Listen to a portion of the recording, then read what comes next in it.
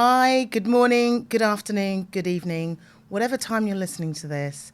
Thank you for coming back. I'm Sophia Cook, and this is Sooner or Later, the podcast. What can I say? I've had a bit of a shocking day today, if I'm completely honest with you. As I've previously spoken about, I am a creator online. I've worked around my children, and it's a good job. I'm getting to be and do all the things that I didn't do when arriving in London almost 20 years ago or 21 years ago. But it comes with its downfalls. I mentioned in a previous episode with Nina's Haim that sometimes things don't always go to plan. And one of the things is, which I say often a lot to my friends, is that you are, or sometimes it can feel like, today's cock of the walk and tomorrow's feather duster. Hang on, I said that wrong. Today's cock of the walk, then tomorrow's feather duster. Whereby there's a moment when you're in somebody's sun, you're doing really well, everybody wants to know you're getting all the work in. And then the next day, it's though you've been dropped. You're not really getting a great deal of work. And then I also got slapped with a tax bill today. And because we've been away, there was actually another tax bill due on this Saturday. So not really working a great deal. And then I get smacked in the face with another 2 tax bills in one go. And what are you going to do? Because you don't want to avoid the tax man. So yeah, I've been feeling a little bit low, you know. I'm by the phone's not ringing. I'm not booked. I'm not busy. However, this is what I'm doing. It's far better than any of the jobs that I've done in London throughout my entire career in the last 21 years. And so today I wanted to share you the reasons why I'm doing what I'm doing, being an online creator, influencer, because it really does reflect on all the things that I don't want in a job. And I know sometimes, certainly for me, I had to do all the jobs to pay the bills. So when I left my hometown back in Bucks, I came to London, mother had died, and I had to do the jobs just to get by to pay the rent. Now that spanned throughout my entire career, because sometimes you can't get to do the job. Sometimes you can't go and take those creative roles whereby somebody else is supporting you, you know, your rent's being paid. Not everybody had that privilege or luxury. I certainly didn't. So I had to just take the jobs that paid the bills. And some of those jobs were ridiculous. So today I wanted to share with you the whys and give examples of all the jobs, not all of them, but my top 2 or top 3 jobs, just for anybody that's out there listening. And I know we have to pay the bills, but just to keep going. And also know when to speak up for yourself. So, where do I start? I think I'll start from the beginning. I worked for a rather large corner shop on the Brompton Road. It's the one, it's not necessarily a corner shop. Well, actually, it covers 2 big corners of the Brompton Road in Knightsbridge. It's usually decorated in lights, but I guess from the cost of living crisis, they turn all the lights off. A luxury store. I worked there for 4 years. And back then, the chairman, it was horrific. So there was a very big hierarchy of different sales associates, and they all walked around with different carnations. Now, I worked in the furnishing fabric department on the 3rd floor, and they had certain rules or practicing things on the shop floor whereby you had to greet a customer within a certain amount of time. There were mystery shoppers. If you weren't doing it correctly, you know, you were getting thrown out the door. Now, the chairman often walked the ground floor, and a newspaper I won't name basically did a whole cover on how much the chairman had said that he didn't want to see black faces in the Chanel or Dior. In fact, anywhere in the makeup counters, he didn't want to see any black faces. So at that point was a red flag for me. I should have kind of moved on, but this is my first full-time job. Anyway, went up onto the 3rd floor, and I was selling fabric. So a lot of my clients did a lot of stuff over the telephone. Some did actually come in, but generally I didn't really get to see them. A lot of my customers were Middle Eastern customers that were really, really attracted to the William Morris, the Sanderson and that kind of old whirly Edwardian pieces of fabric. And so I got a phone call one day. I'd probably been there for about 3 years at this point. So I knew my fabrics. I knew what I was looking for. I got a phone call from a woman whose voice I recognised. I can't actually remember her name to this date. And so she'd asked me, she's like, "Oh, Sophia." I said, "Yes." "Right, Sophia, I'm coming into the store and I'd really, really like to, if you're there." I said, "Okay. I really want you to ensure that I'm served by somebody that's white. I don't want to be served by somebody that's black." And I'm actually bloody gobsmacked.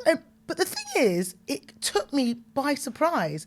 I actually looked over at my friend on the blind counter and was like, "Are you going to be in it next weekend?" And the woman put the phone down. So, because we had to approach customers coming into the store within 10 seconds, we had to greet them, I recognised the voice, but I knew I hadn't met her before. So that Saturday, different people were walking in. And we all know sometimes when you're walking into a shop, you want to be left to your own devices. You don't want to be pulled up every 5 minutes. So in this woman walks and I walk over to her and she shoos me away. I thought it was definitely her. It wasn't, just somebody that didn't want to be hassled by a sales associate and just wanted to do their thing on a Saturday afternoon. And this carried on much to later on in the afternoon until somebody walked in.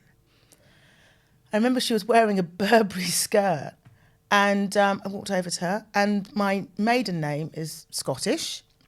I'm Jamaican, as a lot of Jamaicans out there have Scottish names. We all know for the reason why. And anyway, so I walked over to her and she yelled at me and demanded that she spoke to Sophia and using my surname. I said, "Oh, that's me. I'm that woman." And she screamed and ran to the desk. And then the moment dropped. The penny dropped. It was her. Now, this is somebody that I'd worked with over the phone. I'd organised her curtains, I'd organised all her fabric orders, and she demanded at the top of her voice that she was served by somebody that was white. And it was just, that should have been a really big red flag for me at that point. But I was just like, what is going on? So management came out from interior design. My manager then came out and they were like, "Sophia, we're obviously really, really sorry, but are you able to help to fulfill this order? Like, complete the order." It was an order I'd been doing over 3 months. So there was bits here, bits there, certain things hadn't come in. There was a whole list. I said, "Absolutely, categorically, there's no way I'm getting involved in this order. You will have to serve her. I'm not going to do it. I'm just going to stand here. She doesn't want to be served by somebody that's black."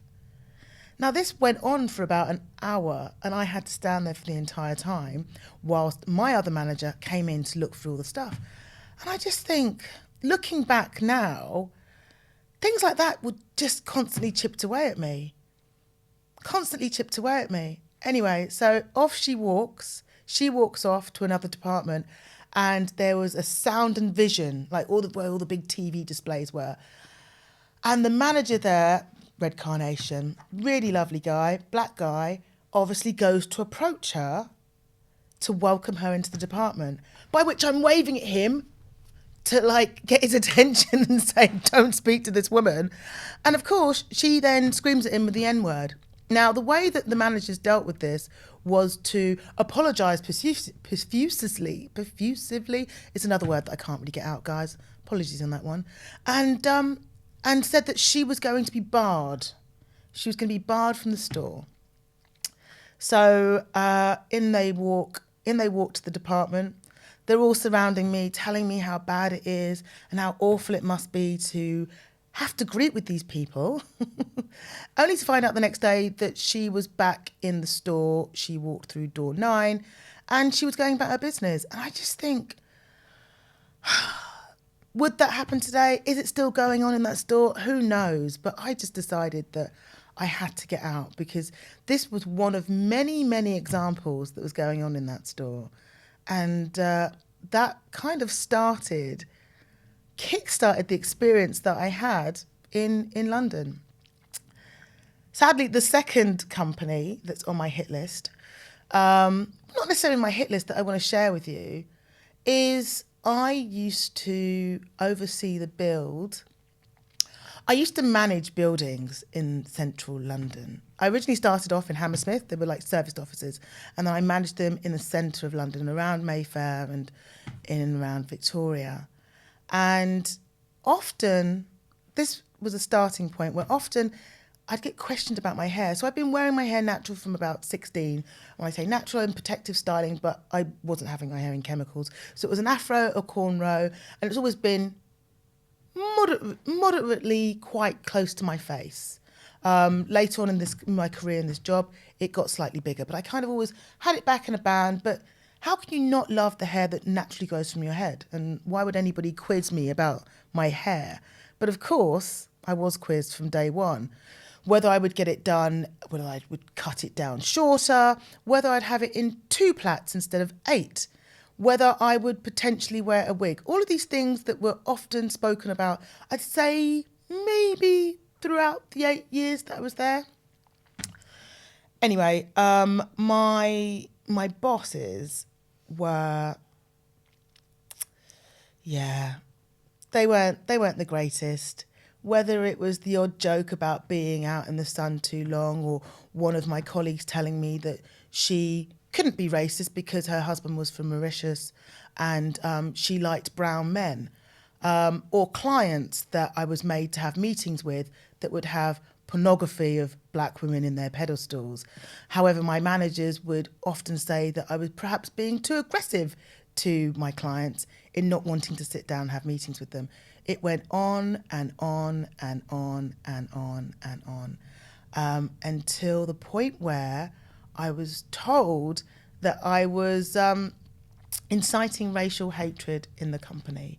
And this took a massive knock on my confidence, whereby I was sat in a boardroom with my colleagues. Oh, and the reason why I was inciting racial hatred was because I was at a Christmas party. I was at a Christmas party, and another black female from, I think she must have been in the catering or receptionist from another building, had approached me and said, "Oh, I know that you've been a manager for a few years. What's it like?" I said, "Well, I'm actually probably one of 2 black managers." And I was overheard saying this at a Christmas party. And that was on the Friday. And on the Monday, I was brought into head office and I was told that I was inciting racial hatred. And an entire campaign rolled out whereby everything I did was being scrutinised. And to the point where I was actually in a boardroom and being the only black female manager. But apparently my boss couldn't be racist because he'd worked with Ethiopians and he'd had black friends or black colleagues. And so I was the only black female in the boardroom. And he stood up, then sat down, then stood up again. I was actually sitting next to him on the other side, whereby he said, if anybody in this room thinks I'm racist, then they should stand up and let me know. I remember the fear in me, and my knee was really going. And there was a woman in the boardroom, and we get on. We're not like the best of friends or anything. We go on. And I remember she left crying. But not one person, not one person in that room said anything or did anything. And I just can't imagine going back to that environment ever again.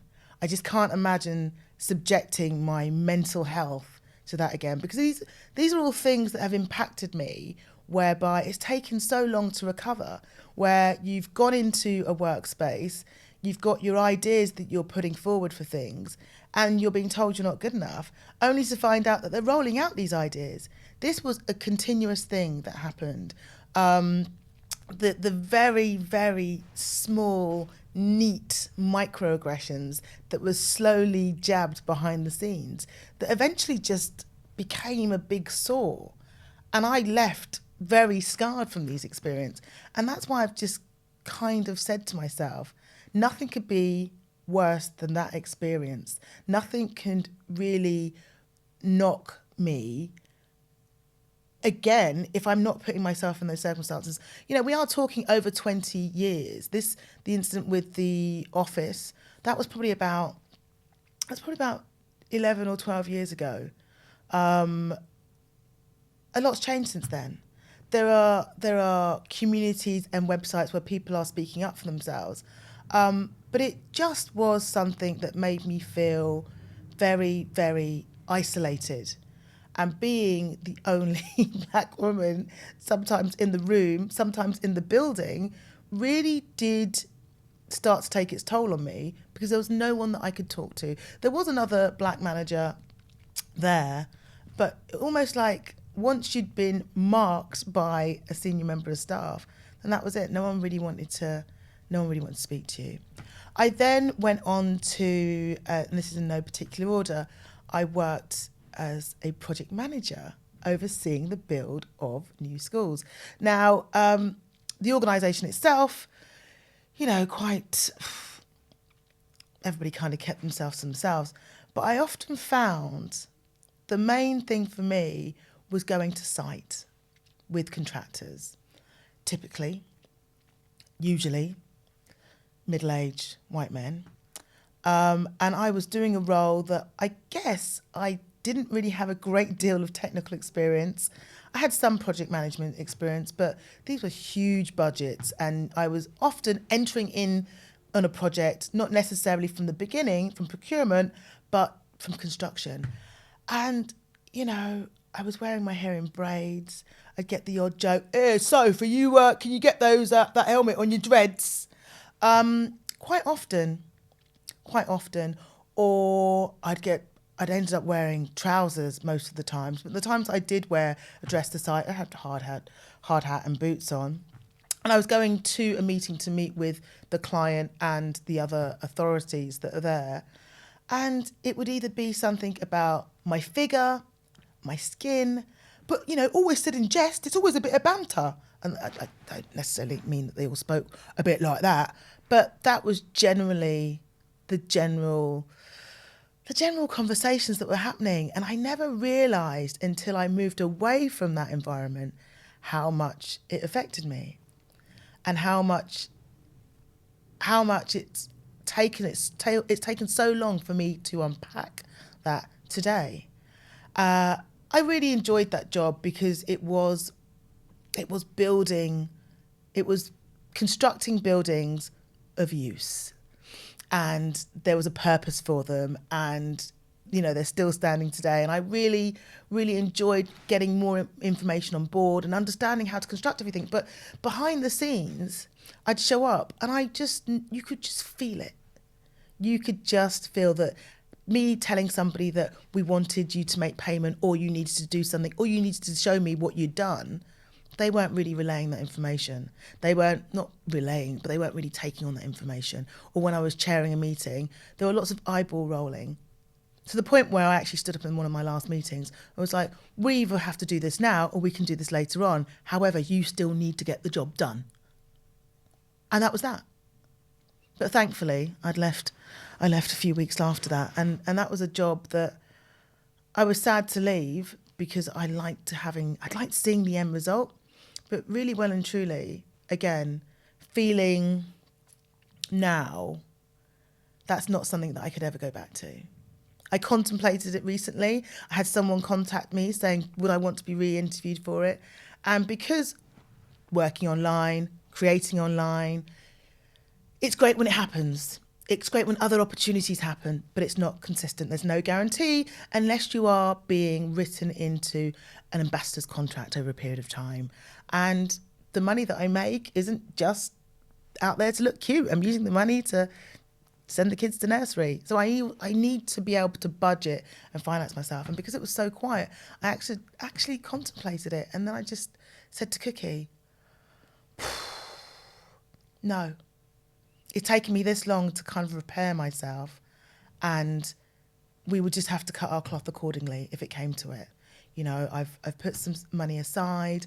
We'll just have to dip into that. But I don't think I could ever work for somebody else. That's not to say that it won't happen, but you need to work environments where you feel you are being listened to, heard to, or that whereby if something does happen, you've got somewhere to go. Because in both circumstances, the HR in the companies that I worked for, I just think like it's a bit of like lip service. I don't think they were really there for their employees. You were kind of like, don't worry about it, it'll be fine. But what actually changed? I remember pulling up a boss once, and he'd been to a Christmas party, and he was getting really handsy with the new members of staff. And I just thought, what are you playing at? And I pulled him aside. I actually took him out for coffee, and I said, I don't know if you're aware that what you're doing, but you shouldn't be doing it. Oh, I'm having lots of trouble at home. It's not my place. It's not my business. You've been in this company for so long. Get it sorted. I guess my least, I guess the company I worked for before I stopped working. So I met Cookie, we got married, and as soon as we were together, we were trying to have a baby very, very quickly, but nothing was happening. I was in a new job as well, and it was quite stressful. I was brought into an organisation whereby the manager hadn't really even told anybody or identified what my role was going to be, but he wanted me to come in to get rid of people. I remember on my first day, he wanted me to sack somebody. He wanted me to pull the trigger and all of the things that he couldn't do. Now, this really did get to me. And the reason why I mentioned about falling pregnant is because I think that this was giving me so much stress. It wasn't happening. Anyway, so with this company, I was brought in to rejig things up and put in, with this particular role, I was brought in to put in procedures and core values. And I'd say there was about 5 people in the office, and there were like several engineers. But my job was to employ more people and to give the office a bit of structure and a definition to what the company wanted to project to the client. Now, that manager hadn't really told anybody else in the organisation what I was being brought in to do. Now, first day was asked to sack somebody. Second day had to review, do an appraisal. So I've actually started a new role and I've got no idea what we're doing.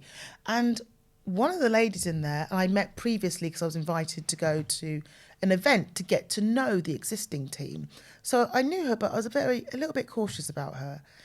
So I was asked to employ other people. I actually employed a friend of a friend who was looking for work, and I actually employed a relative as well.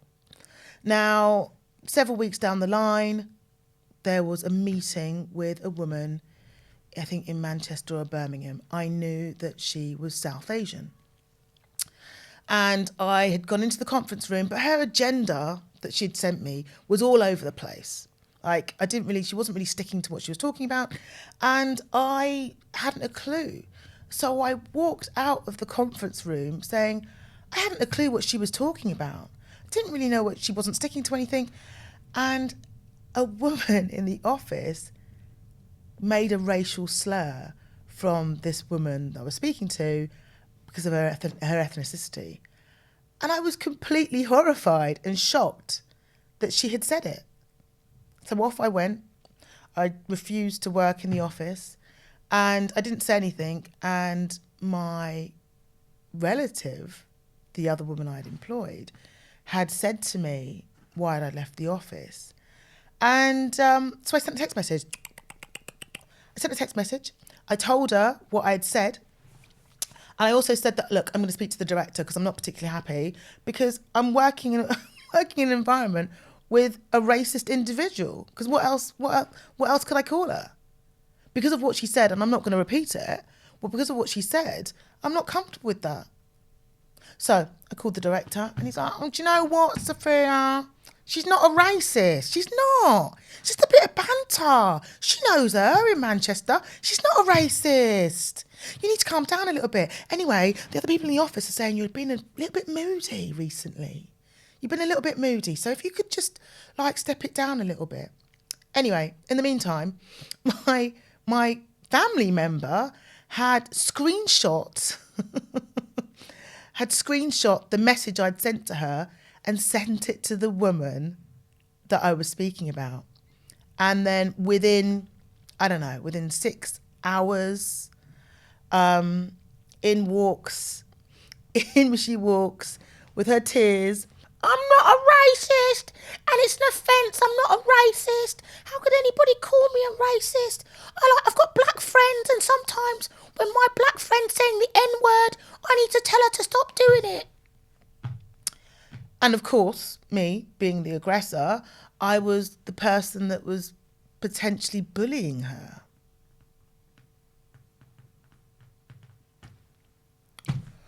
You know, I just couldn't believe it. And the other woman, yeah, and if you're watching, this one's for you. And the other woman made my life a misery, an absolute misery. The other woman that I had given a job to, a friend of a friend, made my life hell. So in a very small office, an office full of women, I was the aggressive, I was the bully, I was the name caller, and yeah, I was never going to be heard in that space. So for the first time, we had to agree to disagree. And for the first time, I left a job without having a job to go to, because I'd said to Cookie, this is driving me nuts. I was doing like 12, 13-hour days with this organisation. And I just said, I have to leave. I have to leave because I'm not sleeping. It's stressing me out. We're not falling pregnant. And I'd actually started the conversation and going to doctors to consider IVF, because, you know, I'd mentioned previously that lot of that wasn't happening, and we didn't know why it was not happening. And it was a real knock to my confidence, because throughout all of this, I've always been told that I am the aggressive one. I'm not dressed appropriately. My clients, you know, whereby somebody drilled through a Virgin line or a BT line, so my trading clients couldn't access the internet, therefore couldn't do their job. Yet I was being screamed at by the CEO for a line that was cut in the road by contractors, despite me notifying the clients. But apparently a cut of a line was my responsibility, which was insane, absolutely insane. But anyway, so that role with the individual, I left. I just said to Cookie, I will try and get some freelance work. And I left. And that family member that decided to share that piece of information, that WhatsApp message of me saying that I didn't want to work with racists, that basically ignited the whole issue, I've got to thank her. I have to thank her. The environment was very, very toxic. I definitely have to thank her, because if I hadn't left that job, I probably wouldn't be here, because I wouldn't have fallen pregnant 2 months later after leaving the job. I wouldn't have had my son, we wouldn't have moved, and so on and so on and so on. And it was really fearful. I've always worked from 17 upwards, worked throughout university, but for the first time I had Cookie that was working, my husband, and I was able to get that support. And I know that in itself is a privilege, but my mental state throughout my pregnancy, because of what I'd been told, had a massive, massive, massive impact on me. I've just remembered, actually, same organisation. One of the engineers, one of the plumbers, was a young black guy. And we had to do several checks on these properties. And he'd gone into the property of an individual, And there was a phone call that came after he left. And let's say this man, he was called, let's say his name was Tarquin or Roger. Tarquin or Roger, I don't mind. Anyway, so got a phone call and it was like, oh, this is Roger. We had the delightful plumber come round. I just wanted to call to ask if he could return my watch. Yeah, if he could just return my watch, I wouldn't be contacting the police. It was here when he was here and now it's gone. I was like, excuse me? Yeah, I won't be calling the police unless, it doesn't get returned. But yeah, it was here when he was here and now it's gone and he's left. I was like, what are you implying? Well, it's very obvious what I'm implying. He's clearly taken the watch. Now, my plumber, a black man, I was horrified. I was absolutely horrified. My director wasn't available. And I just said to Roger or Tarquin on the phone, I just said, look, I don't feel that's the case. I'm going to speak with my plumber, but I'll be assured that I just think you may have misplaced your watch. And because of that, the lady that I supposedly called a racist, well, actually I did call her a racist, she then contacted the director and said, I clearly wasn't handling it properly and I needed to make sure that my plumber didn't take the watch. Now, I knew he hadn't taken the watch. Yet this individual, she made her assumptions pretty quickly, like the guy did. Roger Tarquin made his assumptions pretty quickly. I remember speaking to the plumber and him being very visibly upset, crying. He'd just started this job. I said, don't worry about it. It's going to show up. Lo and behold, an hour later, Tarquin Roger called. You'll never guess what happened. You'll never guess what happened. So my friend, Sally, Jemima, Peter Paul, whatever, was sleeping and knocked the watch, knocked the watch on the floor. I was taking accountability for a member of staff that I knew hadn't taken the watch. But of course, it was just another example of working in shitty organisations that call themselves diverse or, not anti-black. And it was a really awful time there. But like I said, if it didn't blow up the way that it did, in a sense that, I decided that it wasn't good for me, I wouldn't be here. So it was like sooner or later, something had to give. And I needed to live. I needed money. But at this point, I don't know, let's say, must have been 15 years down the line, I had said I just had to keep my own sanity, because working for organisations, I've just only mentioned 3, every single role I've had in London, since moving to London, I have experienced racism, sexism, quite badly. And that has to be the reason why I try my hardest to try and develop something for myself. I may go back to working with somebody else, an organisation, but I will need to do it on my terms.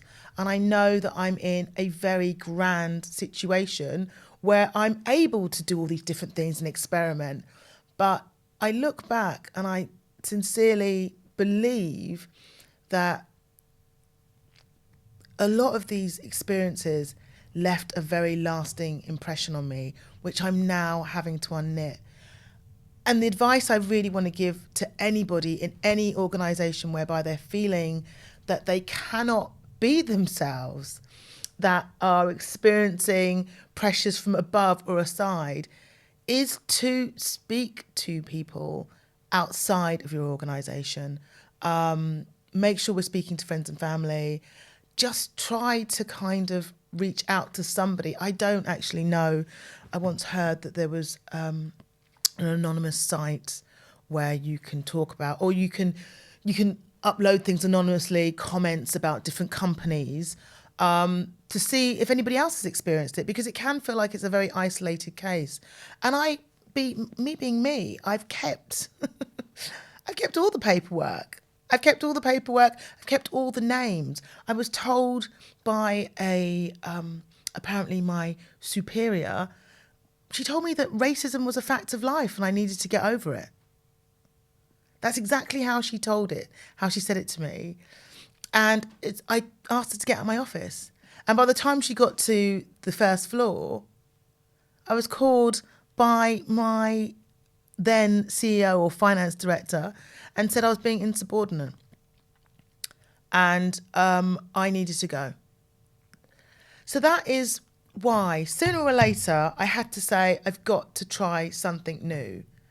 And now that my maternity leave is like a year or so overdue, and I like to get back to work, I am just throwing everything and anything and trying as many things I possibly can. But whereby before it was make the most money, do the most job. Of course I want to make money, right? I want to support my children and give my children all the things that I want to give them, and support Cookie, and of course earn for myself. I've always been an earner. I definitely think I needed to do it to get, I need to feel valued. I need to have my own name above the door. I need to have my name on a company. And it isn't easy. Like last year I was like, way, loads of money. And this year and this quarter, it's been really, really freaking slow. And I now need to get inventive about what I'm doing. But yeah, if you do see me going to work with another organisation or another company, it's a pit stop. It's not a forever, because I'm determined to do my own thing, because I cannot go back to any of those examples ever again. And that's not to say that I don't experience it in what I'm doing now. But now I can just be like, okay, actually, no, I do know my worth, and this is it. You either take it or you leave it. I could really talk about this on and on. I've got somebody that wants to come on to the next series talking about work practice, somebody who works in HR, and we'll be opening up for questions for her and how to protect your space, how to deal with going back to work after children, how to deal with grievances, whatever it is. I'm going to be opening up the floor to her and making sure that I've got questions for her from you guys. I'm going to have to go on this one, I'm afraid, because I find it exhausting talking about it, but I really wanted to share my reasons why I'm doing what I'm doing, because there is no option. I cannot work for other organisations whereby I could be mistreated in some way. It's just not worth it. And being online or doing the things I've been doing is giving me the ability to try different things. And I'm not saying you need to jump from different things, but I'm sure eventually I'm going to find the thing that I really love doing. Not to say that I don't love doing this. I do. I absolutely do love. I do love being on a podcast. I do love making content. I do like dealing with people and, doing some consultancy work. It's brilliant, but there are some pitfalls of being self-employed, but nothing will ever outweigh the issues that I've had working for such companies. Anyway, before I crack out a tear, because it can be quite tiresome and exhausting talking about the past, but I'm gradually working on moving forwards. Thanks for listening. And again, DMs, emails are always open. I'm Sophia Cook, and this is the Sooner or Later podcast. Thanks for listening, guys.